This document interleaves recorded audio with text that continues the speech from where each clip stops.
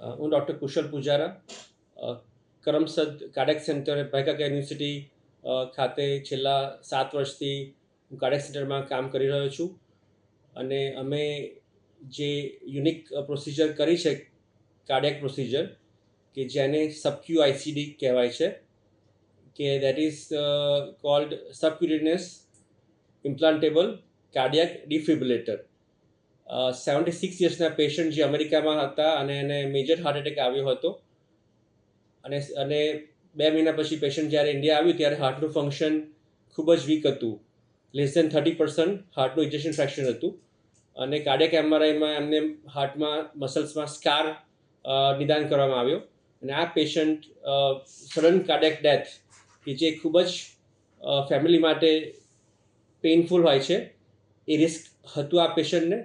Patient very educated અને એના ફેમિલીમાં પણ બધા ડૉક્ટર્સ હતા. એમણે બધા મલ્ટિપલ ઓપિનિયન્સ લીધા હતા અને પછી એમને અમારા કાર્ડિયાક સેન્ટર પર વિશ્વાસ હતો, એટલે મારી પાસે ઓપિનિયન માટે આવ્યા. અને જ્યારે એમને સબક્યુ આઈસીડીનું માર્ગદર્શન આપવામાં આવ્યું કે આ મશીન મૂકવાથી પેશન્ટનું હાર્ટ જ્યારે વેન્ટ્રિક્યુલર ફિબ્રિલેશનમાં જાય ત્યારે શોક આપી અને સડન કાર્ડિયાક ડેથ અટકાવે છે અને પેશન્ટનું લાઈફ સ્પાન વધી જાય છે. એક્સપ્લેન કર્યું અને પેશન્ટ એગ્રી થઈ ગયા અને સક્સેસફુલી આખા આપણા એરિયામાં ફર્સ્ટ ટાઈમ આ હોસ્પિટલમાં કરવામાં આવ્યું છે. ગુજરાતમાં સેકન્ડ પ્રોસિજર છે અને બોસ્ટન સાયન્ટિફિક કંપનીની ટેકનોલોજી જે અવેલેબલ છે અને એમાં appropriate selection of patient with inform patient consent બહુ અગત્યનું છે. અને જરૂરી પેશન્ટમાં આ અત્યાધુનિક ટેકનોલોજીથી સડન કાર્ડિયાક ડેથ પ્રિવેન્ટ કરી શકાય છે. મારું નામ અનિલ બાબુભાઈ પટેલ છે. હું અમેરિકા ગયો હતો મારા સનના મેરેજમાં. મેરેજ પછી સેલિબ્રેશન કર્યું મહિનું, અને પછી જે દિવસ રિટર્ન થવાનું હતું આગલે દિવસ મને હાર્ટ એટેક આવ્યો. એટલે આઈસીયુમાં એડમિટ કર્યા, એ લોકોએ મને સ્ટેબિલાઇઝ કર્યો અને દવાનો ફેરફાર કરીને દવા એડજસ્ટ થઈ ગઈ એકવાર. પછી હું ઇન્ડિયા આવી ગયો.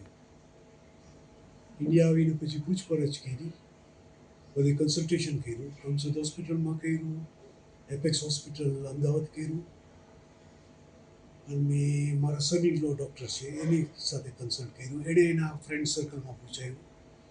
મારો બેસ્ટ ઓપ્શન હતો આઈસીડી નાખવાનો. બધા એ ઓપિનિયનમાં સ્ટક હતા કે આઈસીડી નખાઈ દો. મને બીજા કંઈ સિમ્ટમ્સ હતા નહીં, પણ એ કે આઈસીડી તો બી નાખી દો સેફટી માટે. એટલે પછી આઈસીડીનું નક્કી કર્યું. અને ડૉક્ટર પૂજારાની રેપ્યુટેશન સારી હતી અને પહેલાંય કન્સલ્ટ કરેલો હતો. મારા બ્રદરે આવ્યા હતા એમની પાસે ચેક કરવા માટે.